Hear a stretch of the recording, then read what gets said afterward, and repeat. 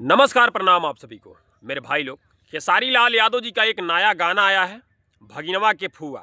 बहुत गजब का गाना है। तो जो भी हमारे भाई खेसारी लाल यादव जी का गाना सुनना चाहते हैं वो जाए सारे गामा हम भोजपुरी चैनल पे। बहुत गजब का गाना है, होली का गाना है।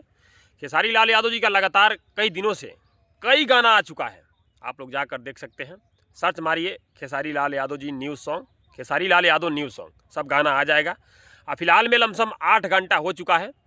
खेसारी लाल यादव जी का एक और गाना आया है, भगिनवा के फुआ। बहुत गजब का गाना है मेरे भाई। इसका कल टीजर आया, आज 8 घंटा हो चुका है, गाना आ चुका है और इसका व्यू लमसम 1.4 मिलियन पहुंच चुका है। यह भी गाना ट्रेंडिंग में जाएगा। खेसारी लाल यादव जी का ऑलरेडी 4-5 गाना ट्रेंडिंग में आ चुका है और ये भी गाना ट्रेंडिंग में जाएगा। तो जो भी हमारे भाई खेसारी लाल यादव जी के फैंस हैं मेरे भाई, इस वीडियो को शेयर मारिए ताकि खेसारी लाल यादव जी के जो फैंस हैं उनको नहीं पता है, जिनको नहीं पता है उनको भी पता चले और खेसारी लाल यादव जी के गाने को प्यार मिले और ये भी गाना ट्रेंडिंग में जाए। बस नमस्कार, प्रणाम आप सभी को।